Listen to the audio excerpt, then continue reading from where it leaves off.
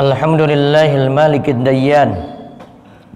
Wassalatu wassalamu ala Muhammadin sayyidi waladi adnan wa ala alihi wa sahbihi wa tabi'ihi ala mariz zaman.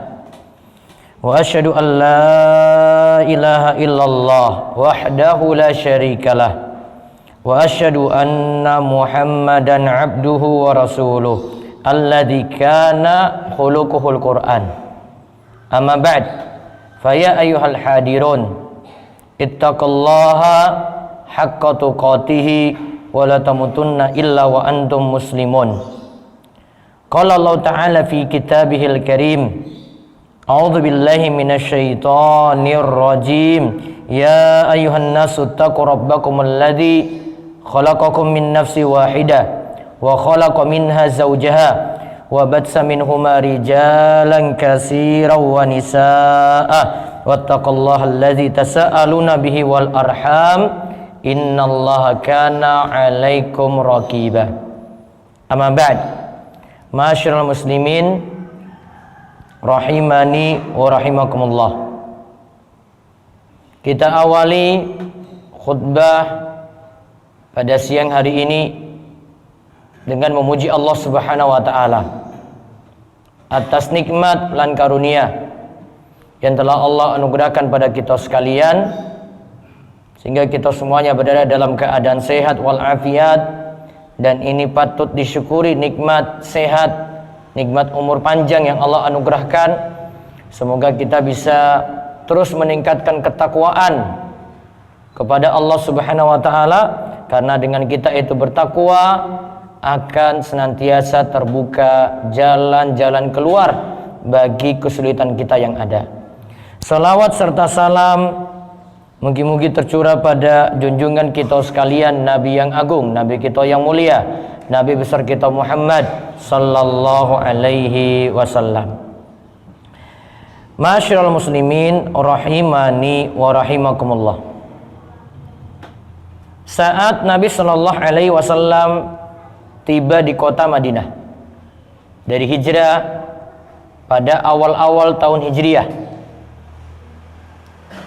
Sebelum beliau hijrah, Nabi kita Muhammad sallallahu alaihi wasallam mendapatkan perintah yang agung, perintah yang mulia, yaitu melaksanakan sholat 5 waktu dalam peristiwa Isra lan Mi'raj. Dalam peristiwa Isra lan Mi'raj. Kemudian setelah itu Nabi SAW hijrah, dan untuk memanggil jamaah datang ke masjid melaksanakan sholat berjamaah. Pada awal pensyariatan sholat tidak ada panggilan tertentu. Tidak ada panggilan tertentu, belum ada panggilan azan seperti di awal tadi berkumandang sebelum khutbah ini dilaksanakan. Ma'asyiral muslimin rahimani wa rahimakumullah. Kemudian Nabi SAW sangat perhatian sekali dengan perkara sholat. Lantas beliau ingin mendapatkan petunjuk cara memanggil jamaah supaya datang ke masjid bagaimana. Awal-awal dulu jamaah cuma dipanggil seperti biasa. Ada panggilan yang umum yang Nabi Shallallahu Alaihi Wasallam praktekkan, yaitu panggilan as-sholatul jami'ah. Ayo kita berkumpul melaksanakan sholat. As-sholatul jami'ah. Namun panggilan ini panggilan umum. Kemudian ada lagi yang mengusulkan, kalau begitu kita menggunakan nakus. Nakus itu adalah ada satu kayu kecil, kemudian dipukulkan pada kayu panjang seperti kentongan yang kita lihat saat ini. Nah, dahulu ada yang mengusulkan seperti itu. Namun karena itu jadi panggilan ibadahnya wong Nasrani, tiang Nasrani, maka hal itu tidak disetujui. Kemudian ada lagi panggilan dengan suara. Ada yang mengusulkan kalau begitu menggunakan buk. Yaitu seperti seruling untuk memanggil sholat. Jadi ada suara untuk menandakan sholat sudah masuk, ayo kita ke masjid. Namun karena itu syiarnya orang Yahudi, itu tidak jadi dipakai sebagai panggilan untuk sholat berjamaah. Lalu berlanjut pada kisah, ada seorang sahabat yaitu bernama Abdullah bin Zaid. Dia itu pernah bermimpi, jamaah sekalian. Dia bermimpi, ada orang yang teriak-teriak untuk memanggil azan dengan ucapan azan seperti yang kita dengar, Allahu Akbar, Allahu Akbar, Allahu Akbar, Allahu Akbar, dan seterusnya. Setelah itu berhenti, lantas panggilan yang kedua lagi dikumandangkan, yaitu maksudnya adalah panggilan iqamah yang seperti kita dengar saat ini. Kemudian ada tambahan kalimat qad qamatis shalah, qad qamatis shalah. Nah, mimpinya Abdullah bin Zaid lantas diceritakan kepada baginda Nabi kita Muhammad sallallahu alaihi wasallam sampai pada Rasulullah sallallahu alaihi wasallam. Kemudian Rasulullah SAW katakan, "Nah, inilah mimpi yang benar. Nah, inilah mimpi yang benar." Nah, panggilannya seperti ini. Para jamaah sekalian, coba kita perhatikan, ya. Panggilan ini lantas Nabi Shallallahu Alaihi Wasallam tetapkan. Ini dijadikan panggilan setiap kali masuk waktu sholat. Gimana kita bisa hadir ke masjid? Dikumandangkanlah azan, Allahu Akbar, Allahu Akbar, Allahu Akbar, Allahu Akbar, dan seterusnya. Mimpi dari Abdullah bin Zaid tadi itu dipakai. Dan kandungan kalimat azan ini kandungan yang luar biasa para jamaah sekalian. Karena di dalamnya kita disuruh hayya 'alas shalah. Ayo tunaikan salat. Hayya 'alal falah. Ayo raih kebahagiaan. Dan itu adalah kalimat zikir. Itu adalah kalimat zikir. Kalimat zikir ini kita ucapkan, orang yang ucapkan azan sendiri itu dapat pahala. Makanya para ulama itu katakan untuk ucapan azan secara umum untuk masyarakat, misalnya satu Padem ini hukumnya adalah sunnah kifayah. Berarti sebagian sudah mengumandangkan azan, yang lainnya gugur kewajibannya, ya gugur kesunahannya. Namun untuk tiap orang yang mau melakukan sholat sendiri-sendiri, dia tetap masih dibolehkan mengucapkan azan. Bagi dia adalah hukumnya adalah sunnah ainiyah, sunnah untuk tiap individu. Ya, sunnah untuk tiap individu. Para jamaah sekalian yang semoga senantiasa dirahmati oleh Allah Subhanahu wa taala. Poin kita bukan hanya dalam hal masalah azan tadi. Para jamaah perhatikan, yang lebih penting adalah bagaimana kita memenuhi panggilan azan tersebut. Ada seorang buta, kebetulan dia tidak ada penonton ketika itu, sulit dia ke masjid. Dia minta keringanan dari Nabi kita Muhammad sallallahu alaihi wasallam. Wahai Rasulullah, saya masih punya keringanan enggak untuk sholat di rumah? Kemudian Nabi SAW awalnya membolehkan karena melihat orang ini susah. Orang buta sulit untuk ke masjid.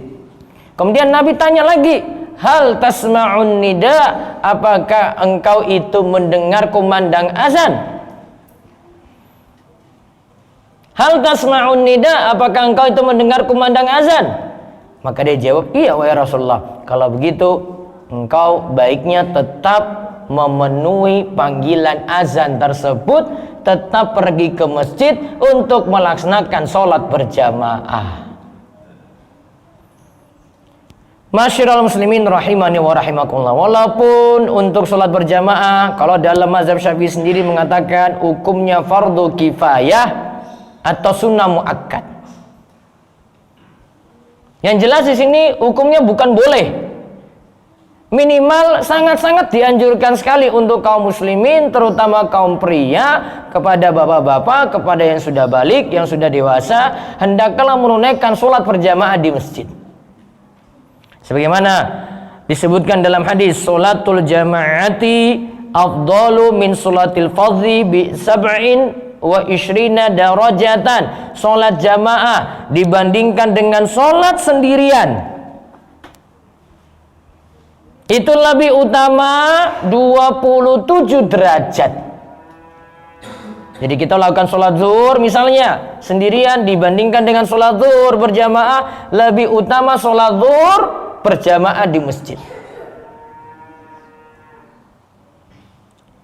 Juga kalau kita lihat dalam ketentuan sholat berjamaah, para ulama membolehkan kita tidak menghadiri sholat berjamaah bukan semau kita para jamaah sekalian. Wah, aku lagi repot misalnya. Tergantung uzurnya seperti apa. Kita punya problem atau punya masalah seperti apa. Kalau kita punya masalah-masalah yang syariat itu bolehkan kita tidak menghadiri sholat berjamaah, nah itu jadi alasan. Tapi kalau tidak ada uzur, tidak ada alasan, tetap melaksanakan sholat berjamaah di masjid. Maka para ulama misalnya sebutkan apa yang jadi uzur ketika kita diberikan keringanan tidak pergi berjamaah di masjid. Misalnya hujan yang menyulitkan, hujannya deras, atau orangnya ini rumahnya jauh saking masjid, menyulitkan untuk ke masjid. Kemudian karena keadaan sangat-sangat panas ketika keluar atau sangat-sangat dingin, atau mungkin ada yang punya uzur karena sakit, atau juga ada yang punya uzur karena merawat orang sakit, atau ada yang punya uzur, wah ini kalau keluar nih kita dapat bahaya. Misalnya dahulu awal-awal pandemi misalnya, ya, agak rawan, banyak yang terkena. Kalau ke masjid itu riskan, nah maka boleh ketika itu tidak pergi ke masjid karena ada uzur seperti itu. Atau ada yang kebetulan melakukan perjalanan, ya, dan dia sulit untuk mengerjakan sholat secara berjamaah, maka itu uzur bagi dia juga untuk berjamaah.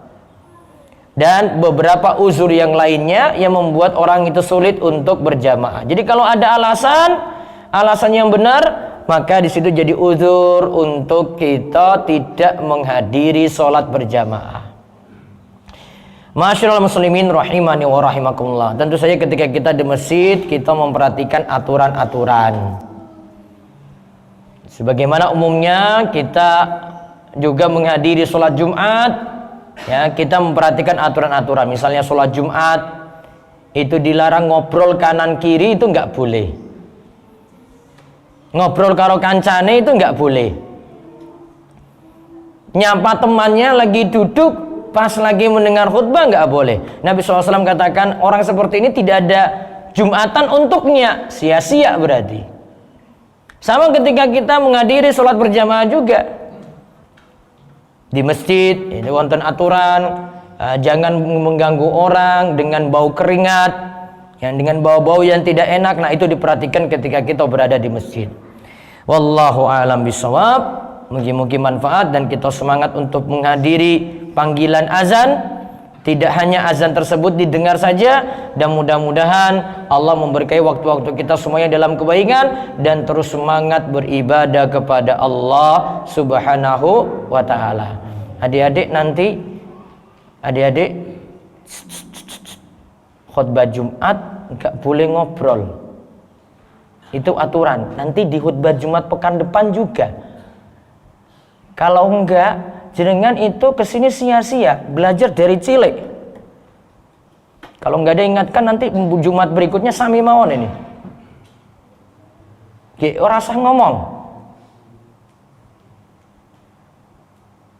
Itu enggak boleh. Kalau khutbah Jumat, khusus untuk khutbah Jumat, ada ceramah khutbah, enggak boleh ngomong kanan kiri. Adab. Nanti Bapak kalau ada yang punya anak ini tolong diingatkan, jenengan juga Pak. Saya lihat di sini beberapa kali saya khutbah ini masih ngobrol. Itu nggak boleh Pak. Khutbah Jumat, khusus khutbah Jumat nggak boleh ngobrol kanan kiri. Aturan itu. Itu aturan saka Kanjeng Nabi itu. Kalau jenengan belum pahami ini, makanya saya pahamkan ini. Kalau nggak paham-paham. Karena setiap khutbah Jumat di masjid manapun aturannya harus sama. Kalau jenengan nggak mau dengar seperti ini, ya Jumat nggak ada peran apa-apa di sini. Jenengan datang ke masjid, ya sia-sia. Adik-adik juga. Ini setiap saya khutbah dimanapun, saya omongannya sama ini. Saya lihat anak kecil ngomong, diingatke. Berikutnya nggak boleh ngobrol lagi. Khutbah Jumat saja. Khutbah yang lainnya monggo. Aturan. Aku qouli hadza. Wastaghfirullah li wa lakum wa lisa'il muslimin innahu was-sami'ul alim.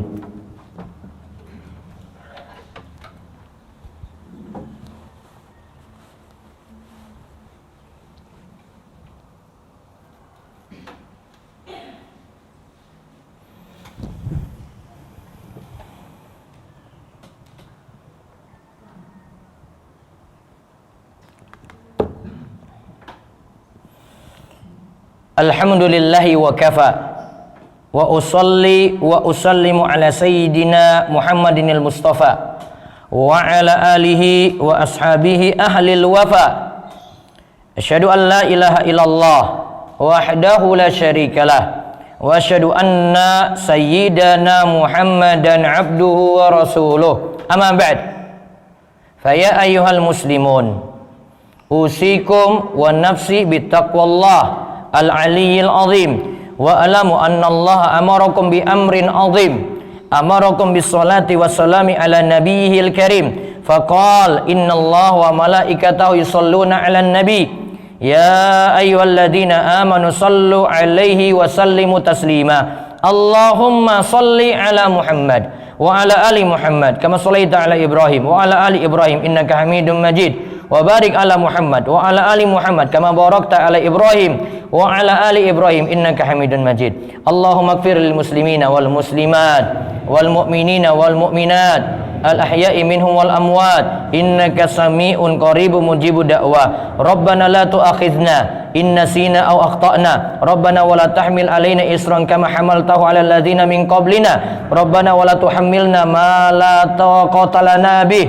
wa'fu anna waghfir lana warhamna anta maulana fansurna 'alal qaumil kafirin. Allahumma inna nas'alukal huda wat tuqa wal 'afaf wal ghina. Allahumma kfina bihalalika an haramik wa aghnina bi fadlika amman siwak. Allahumma inna na'udzubika min zawali ni'matik wa tahawuli afiyatik wa fujaati nikmatik wa jami'i saqatik. Allahumma inna na'udzubika minal barasi wal jununi wal juzami wa min sayyil asqam. Allahumma ahsin akibatana fil umuri kulliha wa ajirna min khizyid dunya wa adzabil akhirah. Rabbana atina fid dunya hasanah wa fil akhirati hasanah wa qina adzaban nar. Wa sallallahu ala nabiyyina Muhammadin wa ala alihi wa sahbihi ajma'in.